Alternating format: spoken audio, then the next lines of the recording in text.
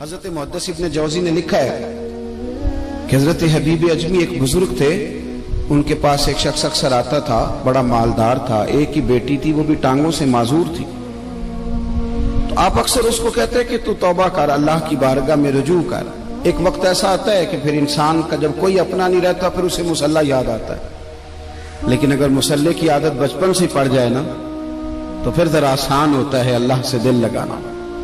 وہ اکثر آپ اس کو کہتے ہیں کہ ٹھیک ہو جائے کہ تو بیٹی ہے، وہ بھی بیچاری معذور ہے، تو کہاں دولت لے جائے۔ آج کرتا ہوں، ہم تاریخیں دیتے رہتے ہیں نا اللہ تعالیٰ کو معاذ اللہ کہ رمضان سے میں نے نیک ہو جانا ہے، عمرہ کر کے آؤں گا تو پھر میں پکا نمازی ہوں۔ خدا کے بندو، کس نے تجھے بتایا کہ رمضان تک تو زندہ رہے گا؟ کس نے خبر کی کہ عمرہ کرنے تک تو بچے گا؟ حضرت حبیب اجمی اس کو کہتے تو کہتا بڑی جلدی ٹھیک ہو جاؤں گا۔ ایک دن سویرے سویرے توبہ کرنے آ گیا۔ آپ نے فرمایا کیا ہوا؟ تو کہنے لگا حضرت جی کل ایک 15 سال کا نوجوان ملا ہے اور مجھے توبہ کرا گیا۔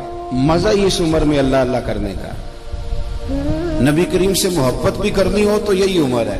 عشق لگا سی کھیڈاں کھیڈ دی نوں تے پھر مینوں کھیڈاں بھول گئیاں، کجل پایا سی میں یار دے ویکھنے نوں، پھر او دی یاد وچ روندیاں ہی ڈول گئیاں۔ حیدر شاہ اس گلی کدے نہ رول دی پر ہن تے رول دی رول گئیاں۔ جن لوگوں نے ابو جال کو قتل کیا تھا ان کی عمریں بھی 15 سال تھی۔ ہم تو بڑے ہی نہیں نہ ہوتے ساری زندگی، نہ ہمیں کو بڑا ہونے دیتا ہے، ہم بڑے ہی نہیں ہوتے، یہ تو عمر ہے کچھ کر گزرنے۔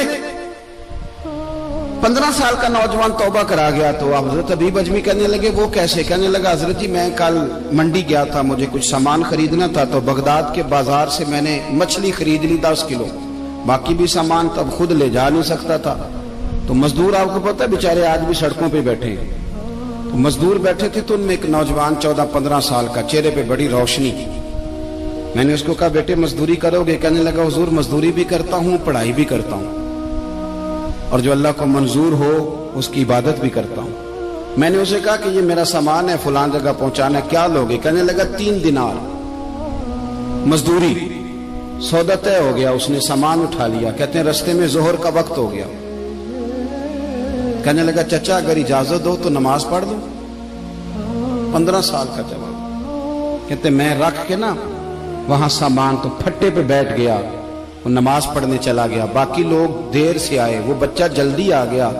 میں نے کہا بیٹے آپ جلدی آ گئے؟ کہنے لگے نفل چھوڑ دیے، آپ یہی نہ سمجھ لیں کہ کام چور ہے، میں بعد میں پڑھ لوں گا۔ کہتے ہیں وہ دوپہر کا وقت، رمضان بھی نہیں تھا، میں اس بچے کو نوجوان کو گھر لے گیا اور میں نے اپنی بیوی سے کہا کہ بڑا نیک ہے، نمازی ہے، اور راستے میں یہ بھی ہوا ہے کہ میں نے اسے ایک دفعہ کہا ہے کہ یہ مجھے تھوڑی دیر کے لیے دے دو، گرمی بڑی ہے، تمہیں پسینہ آ رہا ہے، میں اٹھا لیتا ہوں۔ کہنے لگا نہیں چچا میں رزق حلال کھاتا ہوں، اگر آپ اٹھائیں گے تو میں 3 دینار مزدوری پوری نہیں لوں گا، پھر پیسے کم کروں گا، میں نے طے کیا ہے کہ اٹھاؤں گا۔ تو کہتے ہیں میں نے اپنی بیوی کو بتایا تو بڑی متاثر ہوئی، کہنے لگی دوپہر کا کھانا پک گیا، اسے کو روٹی کھا لے، رمضان بھی نہیں تھا۔ کہتے میں باہر نکلا، اس کو 3 دینار تھمائے، تو میں نے کہا بیٹے ایک بات میری مانو گے؟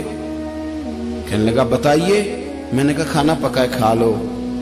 کہنے لگا میں معافی چاہتا ہوں، میں نے روزہ رکھا ہوا ہے۔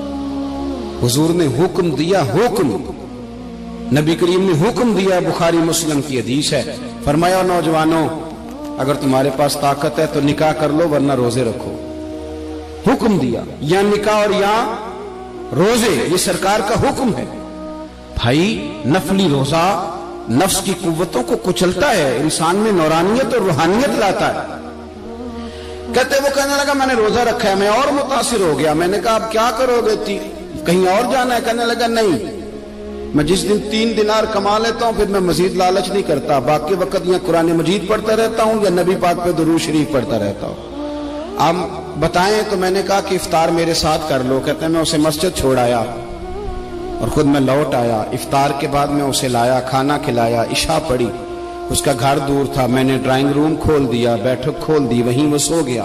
میری 20 سال کی معذور بچی کبھی چل نہیں سکتی تھی، کوئی طبیب کوئی حکیم میں نے چھوڑا نہیں تھا جس کو دکھایا نہ ہو۔ ایک ہی بیٹی، وہ بھی معذور پیدائشی، اس کے کمرے میں گئے، میاں بیوی اسے کھانا کھلا اور بتایا بیٹے ایک نوجوان ہے، بڑا نیک ہے، ہمارے گھر میں آج بڑا پرہیزگار۔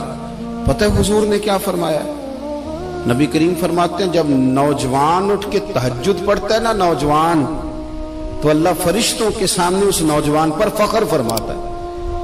اللہ فخر کرتا ہے کہ عمر دیکھو اور دیکھو یہ میری بارگاہ. اللہ فخر کرتا ہے, اللہ یعنی خدا خود میرے مجلس بود, اللہ فخر کرتا ہے. اب سوچے تو ہم نے اپنی بیٹی کو بتایا کہ نوجوان اور بڑا نیک ہے,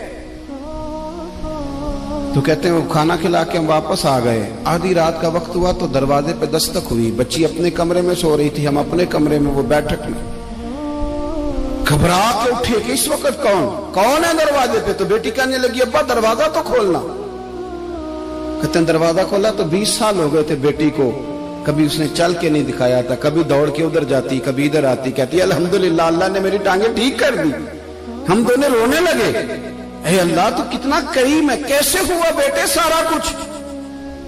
بیٹی کہنے لگی ابا آپ نے کہا تھا نا کہ نیک نوجوان آیا ہے, تو میرے دل میں خیال آیا اللہ اگر واقعی نیک ہے تو اس کے صدقے مجھے شفا ہی دے دے. یا ایھا الذین آمنوا اتقوا اللہ وابتغوا الیہ الوسیلہ. تو کہنے لگی ابھی میری دعا بھی پوری نہیں ہوئی تو رب کریم نے فضل کیا ہے اور مجھے شفا عطا کر دی. کہتے ہم دوڑ کے اس کے کمرے میں گئے اور جب ہم نے ہاتھ رکھا تو دروازہ پہلے سے کھلا تھا, ایک خط چھوڑ گیا تھا. آج کل کے پیر کی کرامت ہوتی تو فیس بک پہ دے دیتا, باقیوں کو بھی ذرا پتہ چلے. کہتے ہیں وہ خط چھوڑ گیا اپنے بستر پہ کہ اگر تم لوگوں کو مجھ سے محبت ہو گئی ہے تو میرے پیچھے نہ دوڑنا, اس رب کی بارگاہ میں جھکنا جس رب نے میرے اوپر بھی فضل فرمایا ہے اور آپ پر بھی کرم فرمایا. میرے نوجوان دوستو, یہ جو بچپنا ہمیں لوگ کہتے ہیں نا ابھی بچے ہو, ابھی جب آپ بالغ ہو گئے تو نماز فرض ہو گئی, سچ بولنا ضروری ہو گیا, رزق حلال کھانا ضروری ہو گیا, شریعت ساری کی ساری لاگو ہو. ایک تو درگزر سے کام لیں, دوسرا اپنی زندگی کے اندر خواہشات کو چھوڑیں. سادہ کھانا تو ویسے انسان کو تندرست رکھتا ہے.